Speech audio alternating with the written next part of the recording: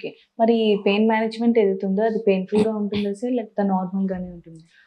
Procedure చేసేటప్పుడు local anaesthesia ఇస్తాం కాబట్టి ఓన్లీ లోకల్ అనస్థీషియా ఇచ్చినప్పుడు మాత్రం కొంచెం పెయిన్ ఇంజెక్షన్ చేసినట్టు ఉంటుంది. తర్వాత మొద్దు బారాక ఆ తర్వాత ఏం ఉండదు. ఎందుకంటే దీంట్లో అడ్వాంటేజ్ ఏంటంటే సెడేషన్ లాంటి అనస్థీషియా లాంటిది ఏమి ఉండదు. హ్మ్. అంటే స్పృహ కోల్పోవడము, 4, 5 రోజులు హాస్పిటల్‌లో ఉండడం అలాగా ఉండదు. 1 అవర్ ట్రీట్మెంట్ లాగా ఉంటుంది. తర్వాత ఒక 1 అవర్ అబ్జర్వేషన్ చేసుకొని సేమ్ డే ఇంటికి కూడా వెళ్ళిపోవచ్చు. So, okay. అలాంటి అడ్వాన్స్డ్ ఎక్విప్‌మెంట్స్ తోటి మనం ట్రీట్మెంట్ చేస్తాం. ఓకే. ఇది లైక్ పీరియాడికల్‌గా అంటే వన్ బై వన్ కొన్ని వీక్‌కి అలా రావాల్సి వస్తుందా? లేకపోతే ఒక్కసారి తీసుకుంటే సరిపోతుందా? ఇది ఒక్కసారి చేస్తే మినిమమ్ 6 మంత్స్ టు 2 ఇయర్స్ వరకు పనిచేస్తుంది. So, okay. సింగిల్ సెషన్ సరిపోతుంది. So, okay. అండర్‌లైయింగ్ కండిషన్స్ అంటే ఎన్ని లెవెల్స్‌లో మనకి నర్వ్ ఎఫెక్ట్ అయింది. హ్మ్. సో, సింగిల్ సెషన్ పడుతుందా? మల్టిపుల్ సెషన్ పడుతుందా? అని ఒకసారి వాళ్ళ పెట్ స్కాన్ గాని, ప్రీవియస్ హిస్టరీ తీసుకొని ఎలాంటి క్యాన్సర్ ఉంది. దాన్ని బట్టి మనం వాళ్ళకి హెల్ప్ చేయడం జరుగుతుంది.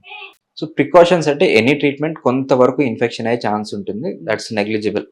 ఆహ్, బేసిక్‌గా ఏ భాగంలో వాళ్ళు క్యాన్సర్‌తో నొప్పితో బాధపడుతున్నారు. అంటే కడుపులోనా, పేగుల దగ్గర ఆర్ హ్మ్. కాళ్ళ దగ్గర, మెడ దగ్గర. సో, ఆ భాగం బట్టి వాళ్ళకి రిస్క్ అనాలిసిస్ చెప్పడం జరుగుతుంది.